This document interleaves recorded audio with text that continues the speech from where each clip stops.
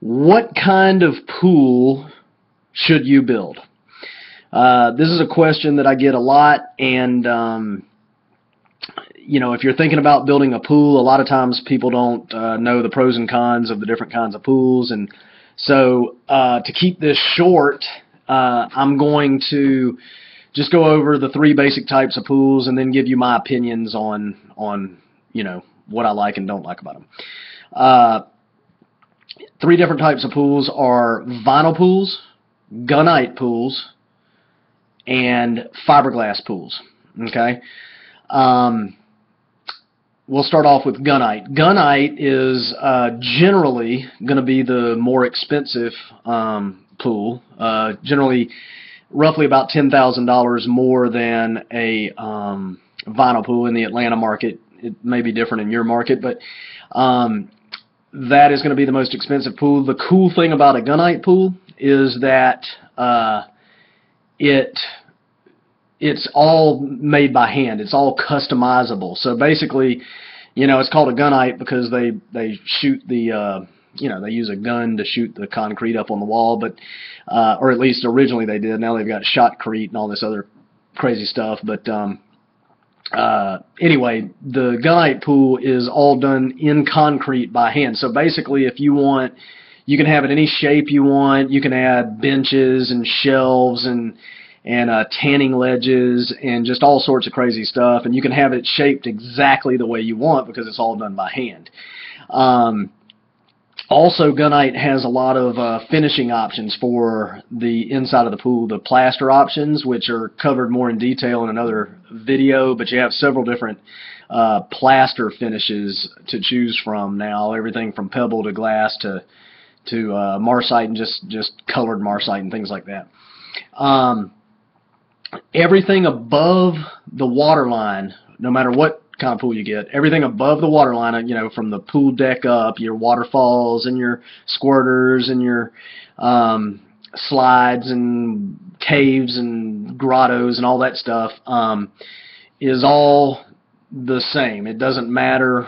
You can put all of those cool add-ons on any type of pool, whether it's vinyl, gunite, or fiberglass. Although if you do stuff like that, you're going to want to make sure that your pool builder knows how to build a pool structurally so that the heavy weight of, say, like a natural stone waterfall doesn't crack the shell of a fiberglass pool or whatnot. But anyway, so that's your gunite. Gunite's a little on the higher end as far as price.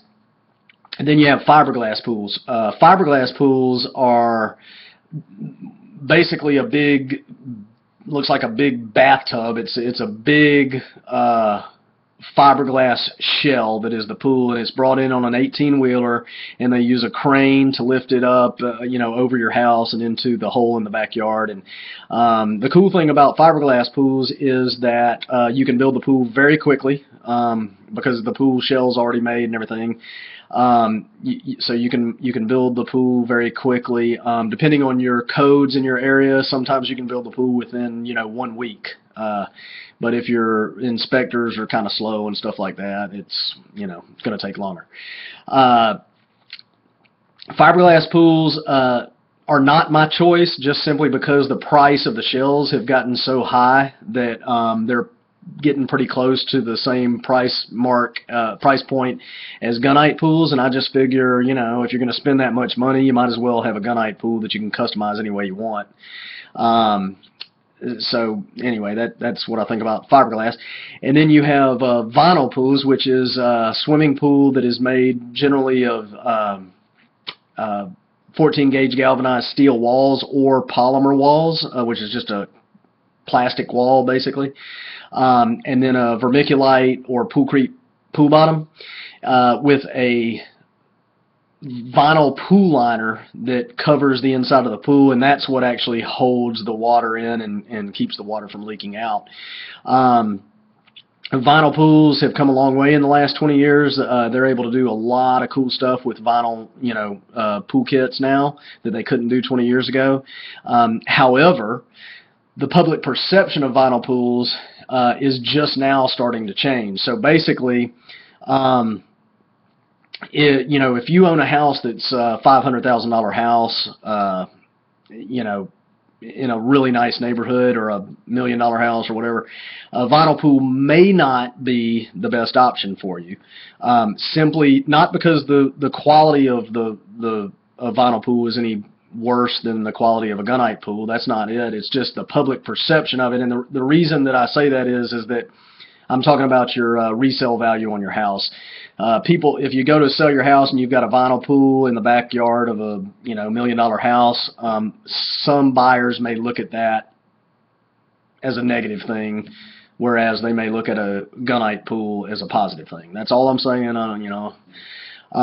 that's just based on my personal experience. So I'm just throwing that out there. Now, with that said, I love vinyl pools.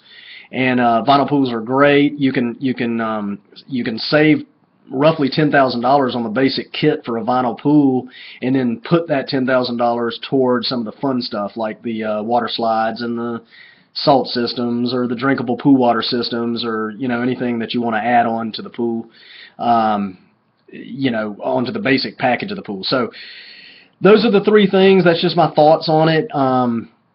If you have any more questions about it, I encourage you to go over to swimmingpoolhowto.com and just join. Even if you're a pool pro and you disagree with me and you just want to call me names, you can go over there and join. It's no big deal.